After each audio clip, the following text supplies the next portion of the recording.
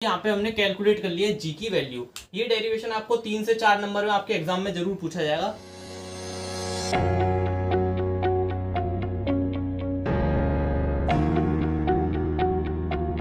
So hello friends, एक बार आपका फिर से स्वागत है मेरे यूट्यूब चैनल ओवरऑल क्लासेस में। मैं हूं तुषार गुप्ता। आज हम बात करने वाले हैं फ्री फॉल के बारे में। तो चलिए स्टार्ट करते हैं। तो हमारा सबसे पहला टॉपिक है Newton's third law of motion and gravitation. Newton's third law of motion and gravitation के बारे में आज हम बात करेंगे। तो जैसा कि थर्ड लॉ हमने पढ़ा था पिछले चैप्टर में, to every action there is an equal and opposite reaction, यही हमने पढ़ा था। अब क्या कह रहा है, the Newton's third law of motion also holds good for the force of gravitation. मतलब कि जो न्यूटन का थर्ड लॉ है, न्यूटन का थर्ड लॉ ग्रेविटेशन को होल्ड करता है। किसको होल्ड करता है? ग्रेविटेशन को होल्ड करता है, ग्रेविटेशनल फोर्स को होल्ड करके रखता है। तो क्या कह रहा है, इसका मतलब क्या है, इस बात का मतलब क्या होता है? इस बात का ये मतलब है, अगर अर्थ एक्सर्ट कर रही है कुछ फोर्स ऑफ अट्रैक्शन किसी ऑब्जेक्ट पर, तो वो ऑब्जेक्ट भी एक्सर्ट करेगा इक्वल फोर्स किस पर? अर्थ पर। किस डायरेक्शन में? अपोजिट डायरेक्शन में। तो देखिए, जैसे मान लो ये है हमारी अर्थ, ठीक है, क्या है? हमारी अर्थ है ये, ठीक है। अगर अर्थ किसी ऑब्जेक्ट पर, ये हमने ऑब्जेक्ट मान लिया, ऑब्जेक्ट, इस पर फोर्स लगा रही है, अट्रैक्ट कर रही है इसको अपनी तरफ, इस अर्थ जो है इस ऑब्जेक्ट पर फोर्स लगाएगी, तो ये ऑब्जेक्ट भी अर्थ पर क्या लगाएगा? फोर्स लगाएगा। और किस डायरेक्शन में लगाएगा? इस फोर्स के अपोजिट डायरेक्शन में लगाएगा, जो कि हमने न्यूटन के थर्ड लॉ में पढ़ा था कि एक्शन के अपोजिट में, एक्शन के अपोजिट में एक रिएक्शन होता है। क्या पढ़ा था? एक्शन के अपोजिट में एक रिएक्शन होगा, जो कि हमने न्यूटन के थर्ड लॉ में पढ़ा था। यही हमारा ग्रेविटेशन में होता है। Every object attracts another object in opposite direction. अगर अर्थ किसी ऑब्जेक्ट पर फोर्स लगाएगी, तो वो ऑब्जेक्ट भी अर्थ पर उतना ही फोर्स लगाएगा और अपोजिट डायरेक्शन में लगाएगा। यही हमारा थर्ड लॉ है, ठीक है। ये हमने जान लिया। अब देखिए, if the stone also exerts an equal and opposite force on the earth, then why don't we see the earth rising up towards the stone. क्या कह रहा है, अगर हमने माना कोई स्टोन है, वो एक्सर्ट कर रहा है इक्वल और अपोजिट फोर्स अर्थ पर, तो हमें अर्थ ऊपर की तरफ आती हुई क्यों नहीं दिखाई देती? Why earth rising up towards the stone. Stone की तरफ अर्थ क्यों नहीं जाती? अर्थ की तरफ स्टोन आता है। देखो, ये मान लो स्टोन है और ये मान लिया हमने अर्थ है। अब क्या होता है, जब हम स्टोन को ऊपर की तरफ फेंक रहे हैं, ऊपर की तरफ फेंकते हैं, तो ये स्टोन नीचे की तरफ आता है ना, कि अर्थ ऊपर की तरफ आ जाती। अर्थ तो अपनी जगह पे ही है, अर्थ अपनी जगह पे ही है, बट स्टोन नीचे आ रहा है।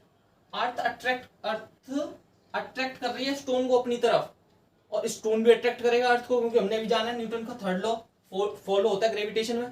तो अर्थ ऊपर क्यों नहीं जाती भाई? अब इसी के बारे में जानते हैं कि अर्थ ऊपर क्यों नहीं जाती और स्टोन नीचे क्यों आ जाता है। इसी के बारे में हम जान रहे हैं।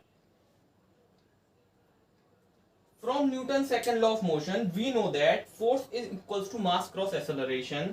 So acceleration equals to force upon mass. Acceleration आ गया F upon m. A बराबर F upon m. तो जानते हैं न्यूटन का सेकंड लॉ क्या बताता है? न्यूटन का जो सेकंड लॉ है,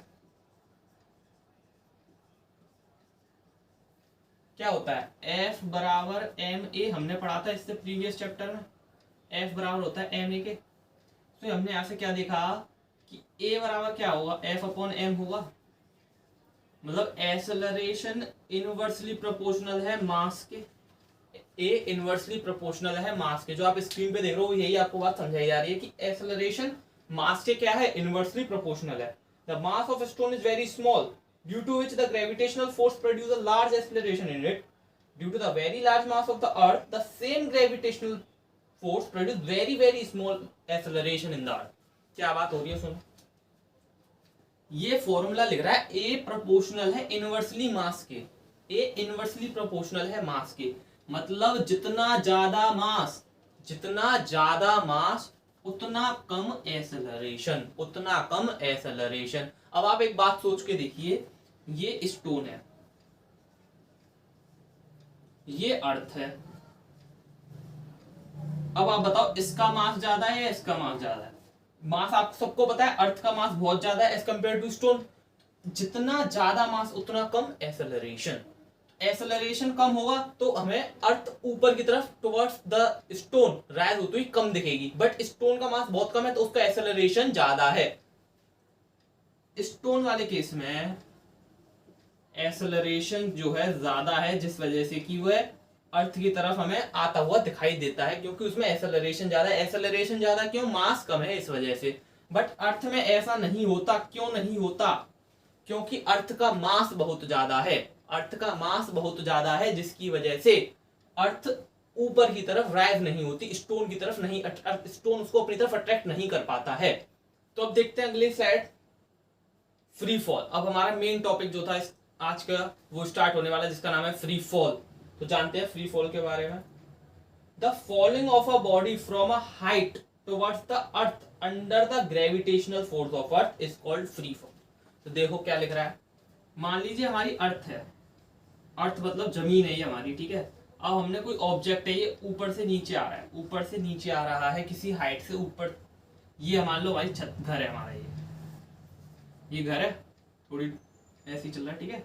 ये अर्थ है, मान लीजिए सपोज ये अर्थ है, यहाँ पे मैं खड़ा हुआ हूँ, यहाँ पे कोई बंदा खड़ा है, उसने क्या किया, ये स्टोन या स्टोन मान लो, ठीक है, ये स्टोन उसने ऊपर से ड्रॉप कर दिया, ऊपर से उसने फेंका बिना किसी फोर्स के, बस उसने ऐसे छोड़ दिया, ऊपर से छोड़ा। और ये जब नीचे आया किसी हाइट पे, और यहाँ पे कौन सी फोर्स लग रही है? सिर्फ यहाँ पे कौन सी फोर्स लग रही है? सिर्फ ग्रेविटेशनल फोर्स लग रहा हो, सिर्फ ग्रेविटेशनल फोर्स लग रहा हो। उस टाइम पर ये ऑब्जेक्ट फ्रीली फॉल होगा। कैसे फॉल होगा बच्चों? फ्रीली फॉल होगा, ठीक है। अगर ये स्टोन, अब मैं आपको एक बार फिर से समझाता हूं, फिगर से समझिए। ये बंदा खड़ा है, इसने स्टोन को ऐसे करके छोड़ दिया, नीचे छोड़ दिया।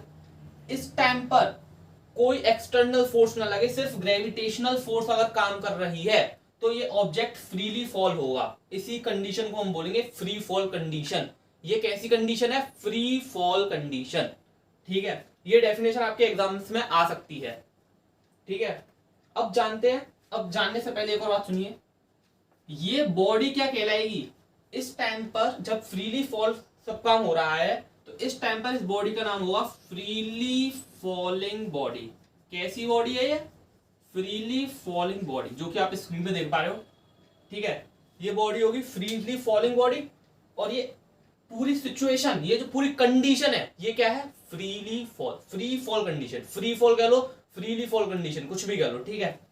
तो ये आपसे डेफिनेशन पूछी जा सकती है, आराम से आप कर दोगे, ठीक है। तो आगे देखिए क्या लिख रहा है। The acceleration of an object falling freely towards the earth does not depend on the mass of the object. ये क्या कह रहा है? अगर फ्रीली फॉलिंग वाली कंडीशन है तो एक्सेलरेशन डिपेंड नहीं करेगा m पर, does not depend on mass. Acceleration mass पर डिपेंड नहीं करेगा। बट अभी हमने इससे पहले कंडीशन जानी थी कि a इनवर्सली प्रोपोर्शनल था मास के। ये कंडीशन कब है और ये कंडीशन कब है? ये कंडीशन तब है जब हम नॉर्मल बात कर रहे हैं, और ये कंडीशन है फ्री फॉल वाली कंडीशन। जब फ्रीली फॉलिंग वाली बात होगी तो a does not depend on मास, और बट नॉर्मल कंडीशन है तो ए इनवर्सली प्रोपोर्शनल होता है मास के, ठीक है।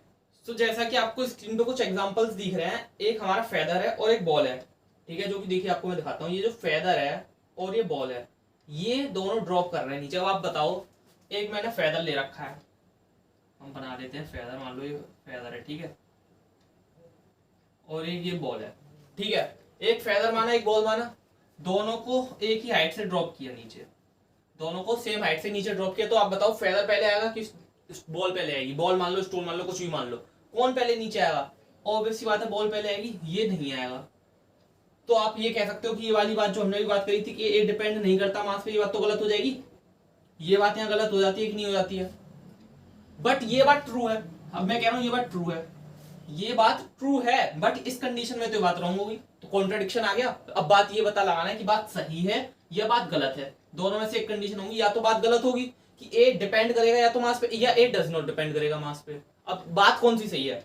तो अब देखो, इसी बात को दिखाने के लिए सेम कंडीशन ली रॉबर्ट बॉयले ने। क्या कंडीशन ली? सेम कंडीशन ली रॉबर्ट बॉयले ने। उन्होंने क्या किया बच्चों? देखो उन्होंने क्या किया, उन्होंने एक दो टैंक बनाए, जिसमें पूरा वैक्यूम क्रिएट कर दिया। वैक्यूम मतलब नो हवा, नो वेपर, नो एयर, कुछ नहीं उसमें सिर्फ। अब इसके अंदर उन्होंने उस लीफ को डाला या उस फेदर को डाला और यहाँ पे उस बॉल को डाला, सेम हाइट से दोनों को ड्रॉप किया। अब उन्होंने क्या देखा कि जो फेदर था और जो स्टोन था दोनों सेम टाइम पे नीचे आए, दोनों सेम टी टाइम में नीचे आ गए। ठीक है, तो उन्होंने क्या बताया कि ए डिपेंड नहीं करता है मास पर। यह बात सही है, ए डिपेंड नहीं करता है मास पर। तो आप कहेंगे अभी जो कंडीशन थी उसमें क्या था? अभी आप कहेंगे कि ये जो कंडीशन थी इसमें ऐसा क्या हुआ कि ये पहले नहीं आया और ये पहले आ गया। इसमें क्या कंडीशन है? इसमें ये कंडीशन कि इसमें एयर जो है रेजिस्टेंस लगा रहा है, एयर इसमें रेजिस्टेंस लगा रहा है क्योंकि इसका वेट बहुत ज्यादा कम है, इसका मास बहुत ज्यादा कम है। तो जो एयर है वो भी कुछ फोर्स लगाएगी, बहुत सारी इसमें फोर्स वर्क कर जाएंगी, एयर रेजिस्टेंस लगा देगा, जिसकी वजह से इसे नीचे आने में टाइम लगेगा। बट यहाँ पे जब उन्होंने वैक्यूम में क्रिएट किया, वैक्यूम में जब उन्होंने करके देखा तो पता चला कि दोनों सेम टाइम पे नीचे आ रहे थे। तो ये बात सही हो गई, ये बात करेक्ट है कि ए डिपेंड नहीं करता है मास पर। सिमिलरली गैलीलियो साहब ने क्या किया, उन्होंने पीसा जो कि इटली में है, उन्होंने वहां से डिफरेंट मास के दो स्टोन्स को ऊपर से ड्रॉप किया। अब उन्होंने भी वैक्यूम कंडीशन क्रिएट कर ली, पता नहीं कैसे भी करी, उन्होंने वैक्यूम कंडीशन क्रिएट करके एक बड़ा स्टोन और एक छोटा स्टोन ऊपर से नीचे डाले। तो उन्होंने देखा कि दोनों सेम टाइम पे नीचे आ रहे हैं, टी मान लेते हैं उस टाइम को टी, सेम टी टाइम में दोनों नीचे आ गए। तो उन्होंने भी बात कह दी कि बात सही है कि एक्सेलरेशन फ्री फॉल कंडीशन में मास पर डिपेंड नहीं करेगा। तो ये बात करेक्ट है कि जब भी फ्री फॉल की कंडीशन होगी तो एक्सेलरेशन डिपेंड नहीं करेगा किस पे बच्चों? मास पर। तो चलिए अब बात करते हैं हम acceleration due to gravity G के बारे में। हम बात कर रहे हैं, इससे पहले जब हमने पिछला फर्स्ट पार्ट देखा था इसका, जब हमने कैपिटल जी के बारे में बात की थी, आज हम बात करेंगे स्मॉल जी के बारे में। अब हम बात करने वाले स्मॉल जी क्या चीज है, तो देखते हैं। सबसे पहले क्या आया, when an object is dropped from some height a uniform acceleration is produced in it by the gravitational pull of the earth. क्या होता है, ये मान लीजिए अर्थ की सरफेस है, अब कोई ऑब्जेक्ट ऊपर से नीचे फॉल होता है तो इस अर्थ के ग्रेविटेशनल पुल की वजह से, ग्रेविटेशनल फोर्स की वजह से, अर्थ का जो ग्रेविटेशनल फोर्स है उसकी वजह से एक एक्सेलरेशन प्रोड्यूस होता है, एक एक्सेलरेशन प्रोड्यूस होता है। ये बात हमारे पहले पॉइंट में लिखी हुई है। अब हम पढ़ते हैं नेक्स्ट पॉइंट क्या कह रहा है हमारा, the uniform acceleration produced in a freely falling body due to the gravitational force of the earth is known as acceleration due to gravity. अब देखो, इस ग्रेविटेशनल फोर्स की वजह से, इस ग्रेविटेशनल फोर्स की वजह से जो एक्सेलरेशन, यूनिफॉर्म एक्सेलरेशन प्रोड्यूस होता है एक ऐसी फ्रीली फॉलिंग बॉडी में, फ्रीली फॉलिंग बॉडी में जो एक्सेलरेशन प्रोड्यूस होगा इस ग्रेविटेशनल फोर्स की वजह से, उसी को हम बोलते हैं एक्सेलरेशन ड्यू टू ग्रेविटी। क्या बोलते हैं बच्चों? Acceleration due to gravity. यही है हमारा एक्सेलरेशन ड्यू टू ग्रेविटी और इसी को हम बोलते हैं स्मॉल जी। किससे डिनोट करते हैं एक्सेलरेशन ड्यू टू ग्रेविटी को? स्मॉल जी से डिनोट करते हैं। और इसकी वैल्यू होती है 9.8 मीटर पर सेकंड स्क्वायर। अब हम इसको भी प्रूफ करेंगे अभी थोड़ी देर बाद कि 9.8 मीटर पर सेकंड स्क्वायर कैसे आया। ठीक है, तो हमें पता चल गया कि एक्सेलरेशन ड्यू टू ग्रेविटी क्या होती है। डेफिनेशन आपको स्क्रीन पे दिख रही है। जी की वैल्यू क्या होती है, जी क्या चीज है जी, ये आपको इसमें पता चल गया है। अब देखते हैं आगे। When a body is dropped freely, it falls with an acceleration of 9.8 meter per second square, and when a body is thrown vertically upwards, it undergoes a retardation of 9.8 meter per second square.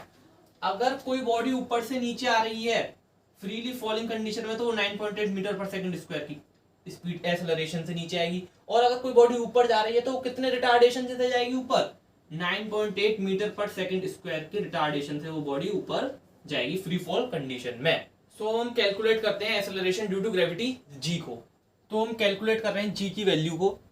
तो देखिए मैंने ये क्या किया है, मैंने यहाँ पे एक बॉडी मानी है जिसका मास m है, जिसका मास स्मॉल m है, और ये हमारी अर्थ है जिसका मास कैपिटल M है। ये बॉडी ऊपर से फेंकी जा रही है, तो जब ये फेंकी जा रही है तो ये इसका डिस्टेंस r डिस्टेंस पर है, अर्थ के सेंटर से कितने डिस्टेंस पे रखी हुई है? r डिस्टेंस पे रखी हुई है। तो इस पर जो अर्थ एक ग्रेविटेशन, अर्थ एक इस पर फोर्स लगाएगा, वो फोर्स क्या होगा? वो फोर्स होगा F is equals to G small m cross capital M upon r square. ये हमारा क्या है, ग्रेविटेशनल कांस्टेंट का, ग्रेविटेशनल फोर्स का फॉर्मूला है, ठीक है। F बराबर G M into M upon are square. Similarly यहाँ पे एक फोर्स और लगेगा, यहाँ पे अब आपको पता है जब ये बॉडी ऊपर से नीचे की तरफ आ रही है तो इसमें एक्सेलरेशन प्रोड्यूस होगा, तो यहाँ पे इसको इक्वेशन 1 मानते हैं, तो यहाँ से फोर्स की एक और वैल्यू आएगी, एक और इक्वेशन यहाँ से होगी, F बराबर एम ए, इसको मान रहे हैं इक्वेशन नंबर 2।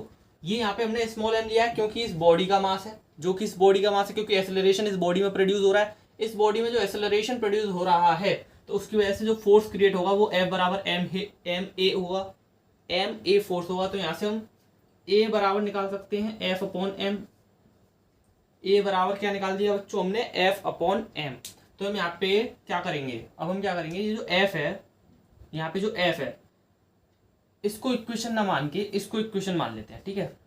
अब हम क्या करते हैं, इस F की जगह इस वाली वैल्यू को उठा के रख देंगे, तो A बराबर आ जाएगा G small m capital M upon are square into small m, small m से स्मॉल एम कैंसिल। तो अब यहाँ पे देखिए क्या बचा, यहाँ बचा A बराबर G capital M upon are square.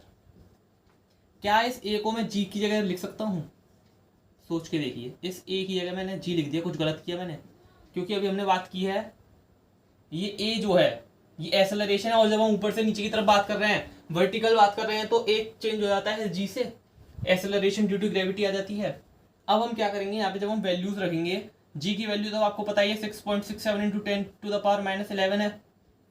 मैंने यहाँ पे मास, अर्थ का मास लिख रखा है ये 6 into 10 is to power 24 upon radius कितनी दे रखी है अर्थ की, 6.4 इंटू 10 की पावर 6 का होल स्क्वायर। जब हम इसको सॉल्व करेंगे तो G की वैल्यू कितनी आएगी, 9.8 मीटर पर सेकंड स्क्वायर G की वैल्यू हमें मिलने वाली है।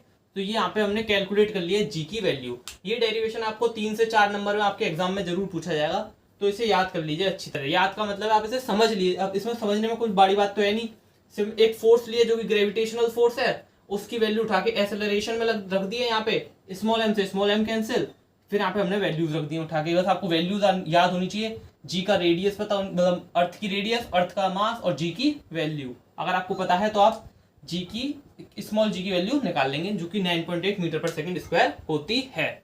सो अभी हमने जाना कि G की जो वैल्यू है, स्मॉल G की वैल्यू कितनी आई थी, 9.8 मीटर पर सेकंड स्क्वायर, और कैपिटल G की वैल्यू कितनी है होती है, जो हमने पार्ट 1 में देखी थी, 6.67 into 10 to the power -11 newton metre square पर किलोग्राम स्क्वायर। ये हमारी दोनों G की वैल्यू है। ये चेंज होगी, ये वेरिएट करेगी, बट ये वेरिएट नहीं करेगी, ये कांस्टेंट रहती है ऑलवेज।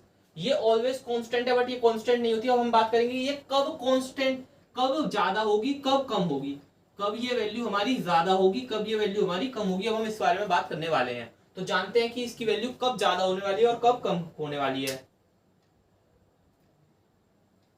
सबसे पहले जानते हैं कि ये वैल्यू किस किस कंडीशंस पे, किन किन चीजों पे डिपेंड करती है G की वैल्यू। ये डिपेंड करती है, करता है सबसे पहले तो डिपेंड करता है G पर, कैपिटल G पर। दूसरा ये मास पर डिपेंड करता है। तीसरा ये हमारा रेडियस पर डिपेंड करता है, रेडियस पर। G की वैल्यू तो हमेशा कांस्टेंट है, ग्रेविटेशनल कांस्टेंट तो हमने भी बात किया, ऑलवेज कांस्टेंट रहता है। एम हमारा अर्थ का मास तो कांस्टेंट ही है, अर्थ का मास कांस्टेंट रहेगा, बट रेडियस जो है वो डिपेंड, चेंज होती रहती है। रेडियस क्या होती है, चेंज होती है, क्योंकि हमारी अर्थ जो है वो सर्कुलर ना होकर थोड़ी सी इलिप्टिकल है, इलिप्टिकल कह लो या ओवल शेप्ड कह लो, थोड़ी सी इलिप्टिकल या ओवल शेप्ड है, ना कि पूरी सर्कुलर है, जिसकी वजह से पोल्स पर क्या होता है, मैं आपको नेक्स्ट स्लाइड में दिखाता हूँ, इसको इजीली आपको समझ आएगा, लेकिन मैं आपको बता देता हूँ कि पोल्स पर क्या होता है, हमारी रेडियस क्या हो जाती है, कम हो जाती है, और इक्वेटर्स पर रेडियस ज्यादा हो जाती है। इक्वेटर्स पर रेडियस ज्यादा हो जाती है और पोल्स पर रेडियस कम हो जाती है, जिसकी वजह से जो G हमारा इनवर्सली प्रोपोर्शनल होता है रेडियस के, इनवर्सली प्रोपोर्शनल है रेडियस के। जितनी कम रेडियस, जितना कम रेडियस उतनी ज्यादा हमारी G की वैल्यू होगी। तो पोल्स पर G क्या होता है, मैं आपको इसको दिखाता हूं, रुको। पोल्स पर G क्या है, मैक्सिमम है, क्योंकि रेडियस मिनिमम है। सिमिलरली इक्वेटर पे क्या कंडीशन है, इक्वेटर पे क्या कंडीशन है कि G की वैल्यू तो मिनिमम होगी, क्यों मिनिमम होगी? क्योंकि रेडियस मैक्सिमम होती है, क्योंकि रेडियस मैक्सिमम होती है। डिपेंड किन कंडीशंस पे कर रही थी? जैसे कि मैंने आपको बताया था, कैपिटल जी पे डिपेंड कर रही थी, मास पर डिपेंड कर रही थी और रेडियस पर डिपेंड कर रही थी। ये दोनों ऑलवेज कांस्टेंट रहेंगे, ये चेंज नहीं होती इनकी वैल्यू, बट ये रेडियस चेंज होती है। कंडीशंस ये आपको दिख रही है। पोल्स पर रेडियस कम होगी तो ग्रेविटी ज्यादा होगी। सिमिलरली इक्वेटर पर ग्रेविटी कम होती है क्योंकि रेडियस ज्यादा होती है। रेडियस ज्यादा, ग्रेविटी कम। जितनी ज्यादा रेडियस उतनी ग्रेविटी कम। सिमिलरली जितनी यहाँ पे पोल्स में क्या हुआ? Minimum radius maximum gravity. तो देखते हैं अगली स्लाइड में। The value of the acceleration due to gravity is not constant at all the places of the surface of the earth. पता चल गया आपको? ये radius of the earth at the poles is minimum, the value of g is maximum at the poles. बात सही है मेरी? Radius of the earth at equator is maximum, equator is radius maximum, gravity क्या होती है? Minimum होती है। अब नेक्स्ट पॉइंट क्या लिखा हुआ है? बात कर रहे हैं मून की। अब पिक्चर में हमारे में कौन आ गया? मून आ गया। कौन आया बच्चों? मून आ गया। मून क्या कह रहा है? मून बोलता है कि अर्थ पर जितनी ग्रेविटी है, अर्थ पर जितनी ग्रेविटी है, मैं तो उसकी 1/6 ही रखूंगा, मैं तो उसकी 1/6 ही रखूंगा। अब ऐसा मून क्यों बोल रहा है भाई? बोल रहा है तो कुछ सोच समझ के बोलेगा, क्योंकि मेरा मास कम, मेरी रेडियस कम, तो मेरी ग्रेविटी भी कम कर दो। जब तुम मेरा मास कम रख रखा है, तुमने मेरी रेडियस कम रख रखी है, तो मेरी ग्रेविटी भी कम कर दो, मुझे ग्रेविटी भी ज्यादा नहीं चाहिए। तो ये कितनी हो जाती है हमारी अर्थ पे? अगर जी कैपिटल जी स्मॉल जी, ये ग्रेविटी हमारी अर्थ पर है, तो इसकी 1/6, इसकी 1/6 रह जाएगी हमारी मून पर। कहां पर? मून पर हमारी इसकी 1/6 रह जाती है। ये हमारा मून बोलता है। सो अब हम बात करने वाले इक्वेशंस ऑफ मोशन की, जो कि हमने पहले सबसे फर्स्ट चैप्टर में पढ़ी थी, मोशन में। अब बट यहाँ पे हम पढ़ेंगे उनको फ्रीली फॉलिंग बॉडी की कंडीशन में। ठीक है, तो देखते हैं जनरल इक्वेशंस क्या है। मैं आपको बताता हूँ। हमने जो सबसे पहले पढ़ी थी, जो आपको स्क्रीन पे दिख रही है, v equals to u plus a t, ये हमने पढ़ी थी मोशन के कंडीशन में। यहाँ पर v क्या है? हमारी वेलोसिटी है। हम एक एक कंडीशन, एक एक इक्वेशन लेके चलते हैं। v हमारी वेलोसिटी, कैसी वेलोसिटी है? तो यहाँ पे लिखते हैं, रुको। v हमारी क्या है? Final velocity. u क्या है? हमारी इनिशियल वेलोसिटी। u क्या है? इनिशियल वेलोसिटी है। a क्या है हमारा? यहाँ पे एक्सेलरेशन है। और t क्या है बच्चों? हमारा यहाँ पे टाइम है। ठीक है, ये हमारी कंडीशन है मोशन में, जब हमारा नॉर्मल मोशन हो रहा है। अब जब फ्रीली फॉलिंग कंडीशन आएगी तो v बराबर हो जाएगा u प्लस जी टी के। v equals to u plus g t. ये जो एक्सेलरेशन है, ये चेंज हो जाएगा एक्सेलरेशन ड्यू टू ग्रेविटी में, जब हमारी बात फ्रीली फॉलिंग कंडीशन की होगी। तो ये g क्या है? ये जो a है, ये चेंज हो जाएगा g से। जैसा कि आपको स्क्रीन पे दोनों इक्वेशन दिख रही हैं, v बराबर you plus a T change हो जाएगा किससे? v बराबर यू प्लस जी टी से। तो अब हम सेकंड इक्वेशन देखते हैं। s बराबर U T plus half A T square, s बराबर U T plus half A T square. अब s क्या था यहाँ पे भैया? डिस्टेंस थी। s क्या थी? डिस्टेंस थी। और a तो बाकी सब चेंज यही रहेगा, a की जगह a क्या था? एक्सेलरेशन था। अब जब फ्रीली फॉलिंग की बात होगी तो भाई डिस्टेंस थोड़ी ना होगी, यहाँ तो हम तो हाइट में बात करेंगे। किस में बात करेंगे? हाइट में बात करेंगे। तो s कम चेंज हो जाएगा h से, ut सिमिलरली प्लस 1/2, सिमिलर पहले की तरह एक चेंज हो जाएगा g से, t square as it is. ये हमारी नई इक्वेशन बन गई है फ्रीली फॉलिंग के टाइम पर। ये इक्वेशन यहाँ पे फुलफिल नहीं करती थी कंडीशंस को, तो हमने ये वाली इक्वेशन बना ली है। ठीक है, नेक्स्ट इक्वेशन क्या है? v स्क्वायर बराबर u square plus 2as, v square बराबर यू स्क्वायर प्लस 2as है, जो कि आपको स्क्रीन पे भी दिख रही है। तो ये चेंज होके क्या बन जाएगी? v स्क्वायर बराबर u square plus 2gh। Acceleration की जगह acceleration due to gravity, distance की जगह पर हाइट आ गई। बस इतनी सी बात है। अब ये इक्वेशंस क्या है? ये बन चुकी हैं फ्रीली फॉलिंग बॉडी के लिए। जब बॉडी ऊपर से नीचे फॉल कर रही है उस कंडीशन में तो हम इन्हें लगाएंगे, और जब बॉडी नॉर्मल मोशन कर रही है तो हम ये वाली लगाएंगे। तो आप कह सकते हो जब मोशन हॉरिजॉन्टल हो रहा होगा, जब मोशन हॉरिजॉन्टल हो रहा होगा तो हम ये लगाएंगे, और जब मोशन वर्टिकली हो रहा होगा तो हम ये वाली इक्वेशन लगाएंगे। ठीक है, इनसे रिलेटेड न्यूमेरिकल्स आएंगे पेपर में, तो वो हम आगे वाली वीडियो में सॉल्व करेंगे। ठीक है, ये कब लगेगा हॉरिजॉन्टल में, ये कब लगेगा वर्टिकल में। ठीक है, अब हम जानते हैं कुछ इंपोर्टेंट पॉइंट जो कि आपको स्क्रीन पे दिख रहे हैं। ये कब काम आने वाले हैं, ये तब काम आएंगे जब हम न्यूमेरिकल सॉल्व कर रहे होंगे अगले लेक्चर में, तब ये हमारे बहुत ज्यादा काम में आएंगे। तो पहला क्या है, when a body is falling vertically downwards its velocity is increasing, so the acceleration due to gravity g is taken as positive. जब बॉडी ऊपर से नीचे ड्रॉप करेगी, डाउनवर्ड्स आएगी, तो g की वैल्यू क्या लेनी है, पॉजिटिव लेनी है। इतनी सी बात हमारा पहला पॉइंट बोल रहा है। जब ऊपर से बॉडी नीचे आएगी, डाउनवर्ड्स की बात हो रही है, when a body is falling vertically downwards की बात होगी, तो वेलोसिटी बढ़ेगी, क्योंकि जब ऊपर से बाइक नीचे आएगी तो वेलोसिटी बढ़ेगी, तो हम जी क्या लेंगे, पॉजिटिव लेंगे। सिमिलरली नेक्स्ट पॉइंट क्या है, अगर ये ऊपर जाएगी तो हम जी क्यों लेंगे, नेगेटिव लेंगे, क्योंकि वेलोसिटी ऊपर जाके कम हो जाएगी। इसका एग्जांपल सुनो, मान लो तुमने एक बॉल फेंकी ऊपर, तुम बॉल फेंक रहे हो, एक टाइम आएगा वो बॉल ऊपर जाके रुकेगी और नीचे आ जाएगी, ऊपर जाके उसकी वेलोसिटी 0 हो जाएगी और फिर वो नीचे आ जाती है। इसी वजह से हम जी क्या लेते हैं, नेगेटिव लेते हैं, क्योंकि वेलोसिटी क्या होती है, डिक्रीज होती जाती है, जितना ऊपर जाती है उतना वेलोसिटी डिक्रीज होती जाएगी। ठीक है, ये हो गया हमारे 2 पॉइंट। अब नेक्स्ट पॉइंट देखते हैं क्या है, when a body is dropped freely from a height it's initial velocity u is 0। सुनो, जब मान लो ये कंडीशन लेते हैं, यहाँ पे हमारी बॉल है, जब ये बॉल यहाँ पे है, इस पॉइंट पर है, इस पॉइंट पर इसकी वेलोसिटी क्या होगी, 0 होगी। क्यों होगी 0, क्योंकि अभी तक बॉल को हमने पकड़ रखा है, अभी हमने बॉल को छोड़ा नहीं है। जैसे ही हम छोड़ेंगे फिर उसमें कुछ वेलोसिटी आना स्टार्ट होगी। इस टाइम पर इसकी वेलोसिटी, इनिशियल वेलोसिटी जो कि हम u से डिनोट करते हैं, वो कितनी होगी, 0 होगी। और इस वाली कंडीशन में जब ये बॉल नीचे से ऊपर जा रही है, तो इसमें हम कुछ वेलोसिटी देंगे, कुछ भी हो सकते हैं, मान लीजिए वो वेलोसिटी x है। जब हम बॉल को नीचे से फेंकेंगे तो हम कुछ वेलोसिटी देंगे कि नहीं देंगे बॉल को, बट जब बॉल ऊपर से नीचे ड्रॉप होगी तो ऊपर वेलोसिटी, फाइनल इनिशियल वेलोसिटी 0 होगी। इस कंडीशन में फाइनल वेलोसिटी क्या होती है, 0 होती है।